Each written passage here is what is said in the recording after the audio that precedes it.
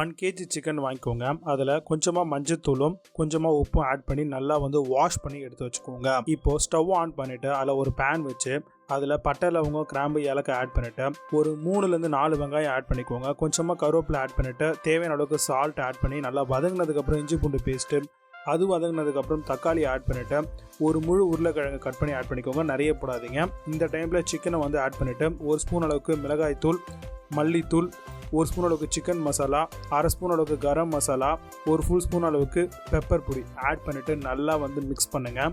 இப்போது வெந்து வரும்போது தண்ணி விடும் சிக்கனில். இப்போ ஒரு லெமனை ஸ்க்வீஸ் பண்ணி விட்டுட்டு கொஞ்சமாக புதினாவை ஆட் பண்ணிக்கோங்க. ஃப்ளேவர் வேணும் அப்படின்னா, வேண்டாம் அப்படின்னா நீங்கள் புதினாவை ஸ்கிப் பண்ணிடலாம். இந்த டைமில் நல்லா கொஞ்சமாக திக்காக வரும்போது கொஞ்சோண்டு தண்ணி ஊற்றி நல்லா வேக வச்சுக்கோங்க. இப்போ நல்லா வெந்து வரும்போது தண்ணிலாம் இறுகிடும். இந்த டைமில் கொஞ்சமாக கொத்தமல்லியை ஆட் பண்ணிவிட்டு நல்லா மிக்ஸ் பண்ணி விட்டுட்டு நீங்கள் ஸ்டவ் ஆஃப் பண்ணுங்கள். சூப்பரான chicken potato masala ready. Try பண்ணி பாருங்கள்.